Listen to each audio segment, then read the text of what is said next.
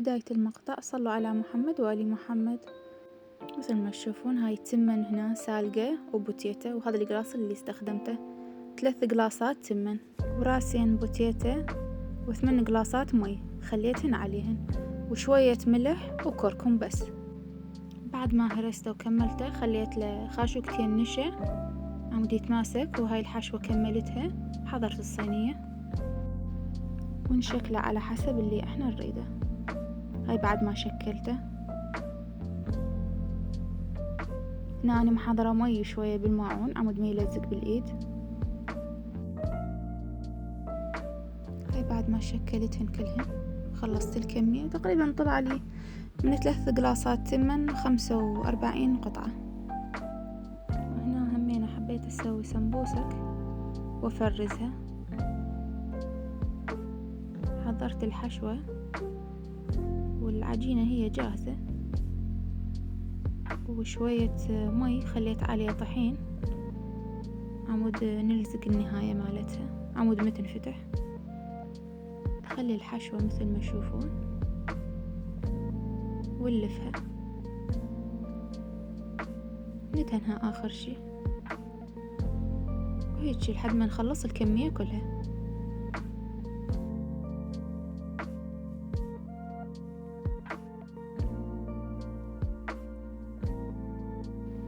هنا بعد ما كملت الكمية طلعت لي 24 قطعة تقريبا. هنا بعد ما كملت السمبوسك حبيت أسوي شوربة للغدا وكوبا وياها.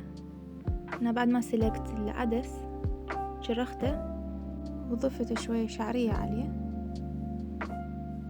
خاشوقتين لحم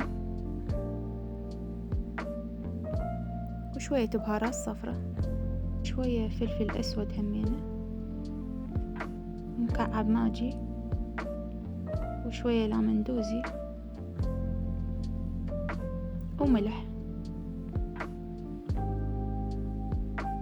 نخليها على النار لحد ما تسخن شوية وننزلها. هاي بعد ما قليت الكبة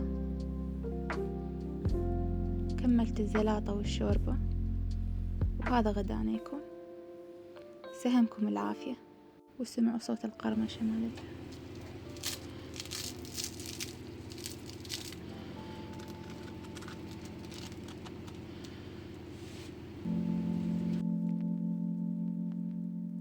وهنا حبيت أسوي تحلاة سريعة وبسيطة بالمكونات الموجودة عندي بالبيت. هاي طحنة بسكت بس ما طحنته هواي، يعني أريده خشن شوية، وعندي جوز وصوص الفراولة جاهز، وهذا كيك جاهز بالكاكاو وسويت محلبي. بعد ما طحنت البسكت طحنت الجوز وياه. وهنا بعد ما كملت الطحن بديت أسويهن طبقات. خليت أول شي طبقة بسكت فوقها طبقة محلبي، فوق المحلبي خليت طبقة جوز، وعندي الكيك الجاهز نعمته وخليته فوق الجوز، وخليت شوية حليب فوقه، وآخر شي خليت طبقة موز وخليت صوص الفراولة فوقه. وهيك يكون انتهى عندنا تحلى بسيطة وسريعة. أتمنى يكون المقطع اليوم عجبكم. لا تنسون تدعموني باشتراك ولايك وتعليق حلو مثلكم. مع السلامة.